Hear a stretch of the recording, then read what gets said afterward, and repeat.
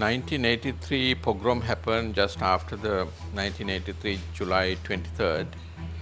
13 soldiers were killed by LTT who fought for the independent state of Tamil Eelam. They had their grievances about use of language, how to administer their areas, and so how to practice their culture. Majority not listened to that, and that is why they took arms and started their struggle. And at that time, J.R. Jayawardena, the president of the country, he brought back those 13 bodies to Colombo. Hierarchy of the military said, don't take those bodies to Colombo and it will create a very bad situation in Sri Lanka. So then he didn't listen to them and he took his decision. So then 25th, this early morning, this burning actually started from 24th night. So then it would continue till 25th evening. So the 25th was the day I trapped in front of all these happenings, because it's a orchestrated thing that I think people who killed or loot and organize, it's an organized crime, organized mob. From that point, Sri Lanka was blacklisted. And earlier it was a kind of hit and run, the guerrilla type of struggle was there. But continuous war started from 1983 July. So it will end up in only the 2009, that's the war ends. But problems still is there. So that is why these 1983 I can't forget, because it happened in front of my. I couldn't do anything to stop the things. At that time, my age was 23 years, so I just passed out from the university working as a freelance artist. And we can't talk. So then after 10 years, when I coming back, studies from Moscow, when I want to make a social intervention in my art, I can't escape that when I'm thinking about exhibitions. So sometimes I'm questioning the mindset of the viewers who are looking at the work. They can argue with me, my work. I'll try to make a kind of beautiful things, but within beautiful things, camouflaging things. Then you have to find it. Then you will feel, yeah, this is the lesson we have to learn from going through this aesthetic experience. Then I started the barrelism, so looking at the things, questioning, because ongoing war I questioned. When the war, or everybody for the war, I was against the war.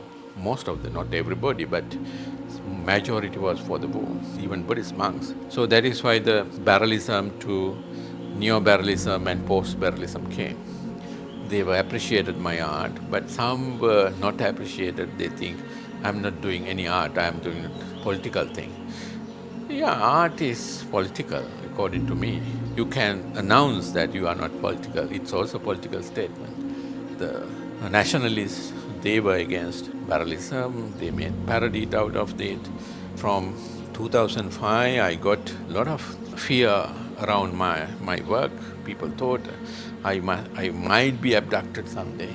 Every exhibition from 2005 visited by CID. They were following what I'm doing. I got freedom might be only after 2015. So only thing is that I'm doing art, painting, drawing, installation, sculptures. There is no words. That is why they might be formulate it to the words, because then it will be their words, not my words. So I think that's the only chance I got. So that camouflage is continuous throughout my life, kind of 1997. It's another phase is the covert. You have these repeating forms. So, you've spoken to me about the lotus flower, you've got the stupa, you've got the cannon, you've got the fallen body, you've got barbed wire. How did you come up with this glossary of images? When announced Sri Lankan national flower, water lilies, same time the rebels in Jaffna also announced their flower. It's Nyangala, that in Sinhala. It's like making another shadow flower, It's national flower in Sri Lanka and national flower in Colombo. So that is why I played with those two flowers. Lotus was a very innocent symbol, but then it became a lotus bud, became a political symbol of Mahinda Rajapaksa and that regime. They connect with that Buddhist realm and with the political realm and hypnotize the voters.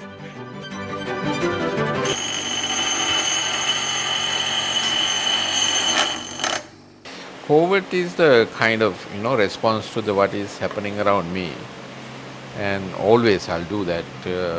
Anything happen around me, it's reflected in my art. That's hiding things, camouflage. That is why the name came from that covert. It look like openness. It is there, but you can't see it. And same time, you are mesmerizing and hypnotized with the beauty of the patterns and flowers and things, and to creating that hypnotized space, and to find the reality there.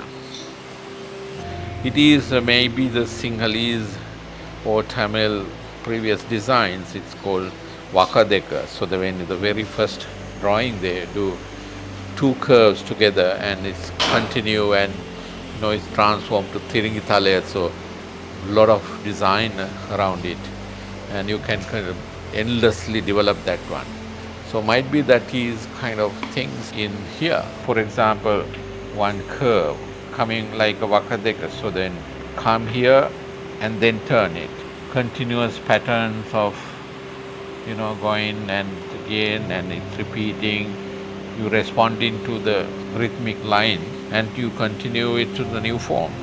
You have one line here and then you respond to the other. Its continuity is always rotating around it, and it's like an ocean, and it is endless waves coming in, going out, and coming some other way and mixing with some other form. And that is the when I'm doing a drawing, that the response to the negative and positive spaces is very important for me. Asking question when you see the motifs, so why it is there suddenly with the flower and weapon, why it is hidden here. So then you will find, yes, it's any society might be there. When you are looking at the society, it's look like a beautiful, but a lot of hidden things happening there. So then this is my society.